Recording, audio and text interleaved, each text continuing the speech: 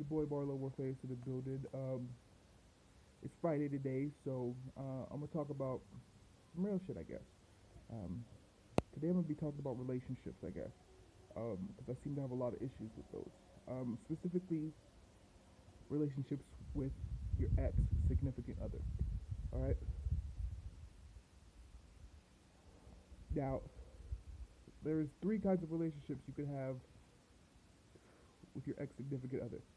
You could either hate the motherfucker, you could still love the motherfucker, or it's strictly platonic. Now, I'm gonna analyze all three of these, starting with hating the motherfucker. If you got out of a relationship with somebody, whether you be a man or a female, and you come out of that relationship hating the motherfucker, that I feel the worst. That is the worst thing that could possibly happen. Because if you were in a intimate relationship with somebody, boyfriend, girlfriend, lovers, whatever, and you come out hating the motherfucker, clearly, clearly you did not put enough thought into whom you were dating, why you were dating them. Okay. Um, I've had plenty of girlfriends, and there's only one of them that I came out fucking hating. You know, I'm not typically a person to hold grudges, but that is one grudge I'll probably hold for the rest of my life. I'm not going to go into details about that, but that's just my personal experience. And from my personal experience, looking back on it, I did not put any thought into what the person was actually like. I just I just saw the mask that the person was wearing. And if you're gonna go into a relationship with somebody, you need to be able to get beneath that mask. It's essential that you see what their true face is. If you don't, it's never gonna fucking work. Um, Second, if you end up on a platonic, if you end up friend zoning each other after the relationship, um, that just means that yeah, the person was good enough for you to date, but I feel like if you end up being friends with the person, you know, it's it's more of a it's more of a it's not a lack of interest, it's a lack of foundation. There's a difference between a foundation for a friendship and a foundation for a relationship. Most people say that a foundation for a relationship comes from a strong friendship. That is not always the case. Um, yes, in a relationship you should be each other's best friends. Yes, but if you have a falling out, if you can't handle the relationship part of a relationship, then you should have never made it. You should have put a little more thought before you stepped into a relationship with said person. Now, a lot of my exes I'm friends with, or was friends with for quite some time. But I'm very finicky. I get offended very easily, and I'm a jealous ass motherfucking person. Um, but when you step out of that, there's going back to a platonic relationship with somebody that you have a had an intimate relationship, or b planned to have an intimate relationship with.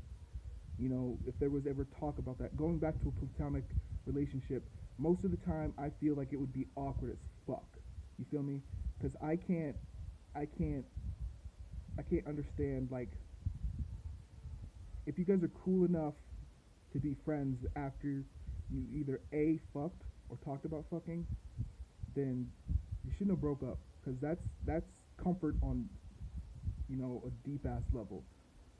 I feel that that is something that you should have kept. Why you broke up with that person, I do not know, and I do not want to know. That is your business. Why you guys broke it off, that's all you. But I feel like that would probably been a good relationship. Now that leads me into my biggest one. If you come out of the relationship and you still love the person, then A, you're either fucked up in the head, or two, that person must be fucking amazing. feel me? Um, I used to be a fucking asshole. The last girl I dated, the mother of my child, perfect woman, man. You know, body of a goddess, attitude to match, sweet, caring, and I was a complete and total fucking asshole. And after a while, it got to the point where we were both just out of fucking control. Um, and I ended up breaking it off because, well, at that point, I had realized I was probably one of the lucky ones. I realized that I loved her enough to leave her for her own good. You know, I was a complete and total asshole. I cheated, I lied, I was a douchebag, and I left that relationship like I didn't give a fuck. You know, for the sake of both of us, I played it off like I did not give a fuck, and that was probably my biggest mistake ever made. All right, if you leave a relationship and you still love the person, you, you know you leave the relationship and you realize that you have to work on your mistakes, and you have enough strength to realize that you got to fix your own shit for the sake of that person. You know, that person must be something really, really something. Like that person is fucking amazing. And I met that person, and I lost that person. And um, it's been almost a year now since that terrible, terrible day in my life. I've waited almost a year to start dating again. I have a new, beautiful girlfriend, and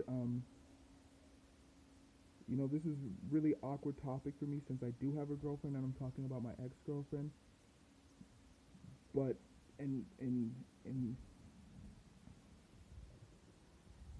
the I just what I really want to say is that for everyone's sake, I hope they understand what I'm trying to say. I'm not saying that one person is better than the other. I'm just saying that I know what I had, and you know, I can try to get that back again with this person, but once you have found and lost your soulmate, it's almost impossible, you know. I haven't been with my new girlfriend for very long, but me and her have a pretty special relationship. We have a lot in common. You know, we are friends. We are truly friends. Um, but